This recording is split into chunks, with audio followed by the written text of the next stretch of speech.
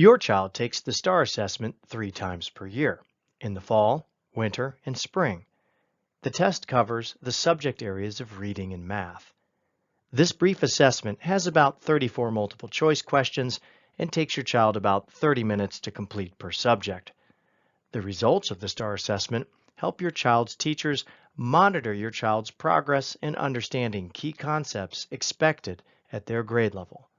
And it also measures your child's improvement in test score throughout the year, a measure called academic growth.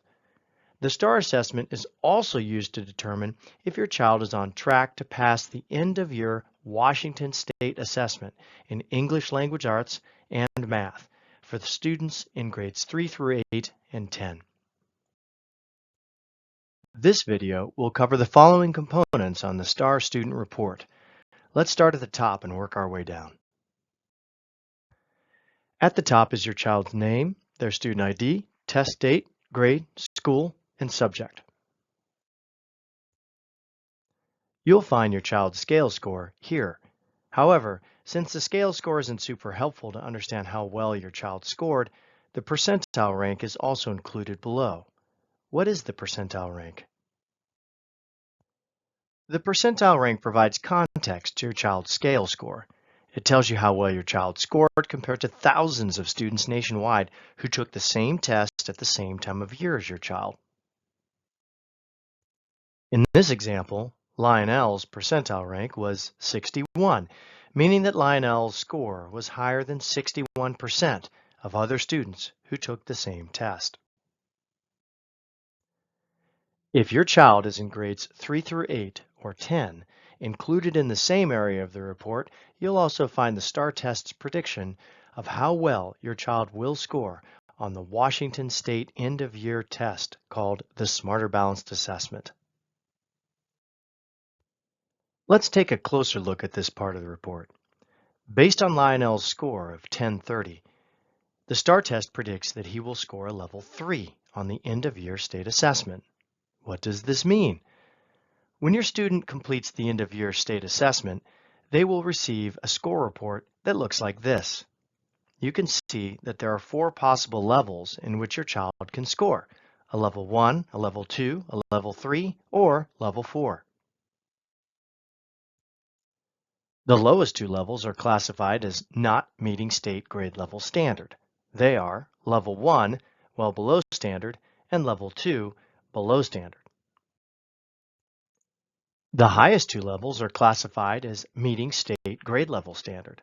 They are level 3, meet standard, and level 4, exceed standard.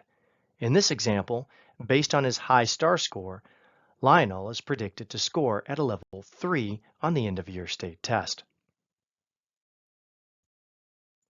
For the case of STAR reading, the next area of the report estimates your child's Lexile range, which describes your child's reading ability level. Please consult with your child's teacher to learn how this score may be used to recommend books that are appropriate for your child. In the same area, you can also find your child's instructional reading level. In this example, Lionel's instructional reading level is 4.6, meaning that he can likely recognize about 95% of words and comprehend about 80% of reading passages that students in the 6th month of 4th grade are expected to recognize and comprehend. Thus, 4.6, where 4 is the grade and 6 is the number of months into that grade. If your child has taken the STAR test more than one time, this box will contain a metric called the Student Growth Percentile. This metric describes how well your child improved from their previous test score to their latest test score. Let's learn about how to interpret the Student Growth Percentile. From this example, Lionel had a Student Growth Percentile, or SGP, of 66.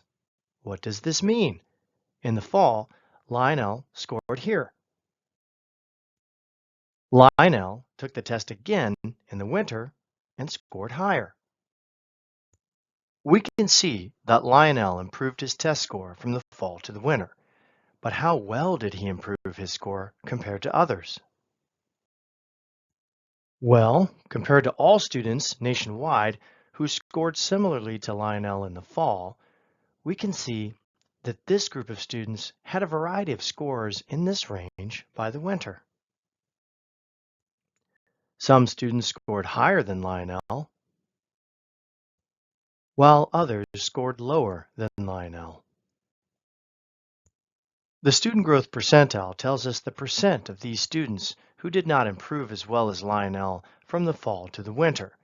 So a student growth percentile of 66 tells us that compared to everyone across the country who started where Lionel scored in the fall, Lionel increased his test score more than 66% of them.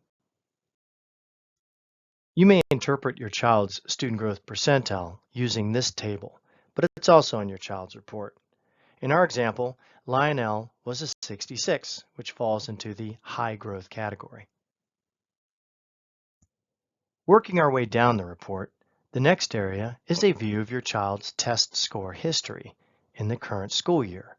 Here you can see the 3 official district screening windows during the year: the fall, the winter, and the spring. Some children, like Lionel, are tested between these district screening windows because their educational team wishes to more closely monitor their progress. There are 2 lines. The blue line is your child's score history.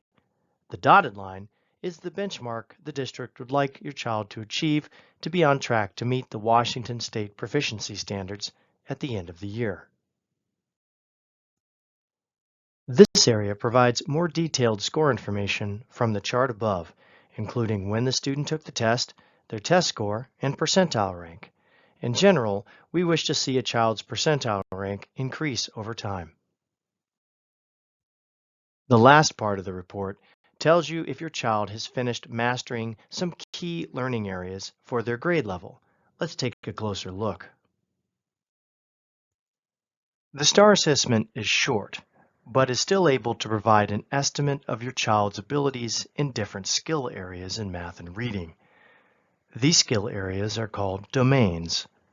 Please keep in mind these are only estimates generated by a relatively short test.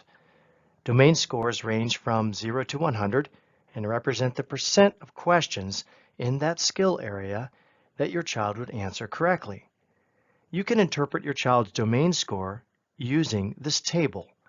The lowest scores are classified as beginning, the highest scores are classified as secure, and those in between are classified as developing. Here we can see that the STAR assessment estimates that Lionel has mastered 6 of the 8 domains in reading. A child who achieves all green triangles has most likely mastered all learning areas for their grade level, which typically happens toward the end of the year for most students. Please remember that test scores and their resulting reports are only estimates of what your child really knows.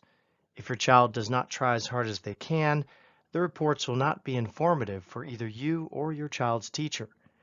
Also, students may have an off day, days where they may not have slept well or are unusually distracted on the day of the assessment.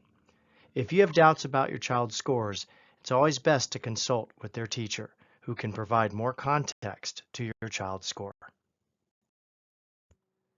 We hope you found this description of the STAR Student Report helpful, and please feel free to reach out to your child's teacher or to the school principal if you have any questions about this or any other score report.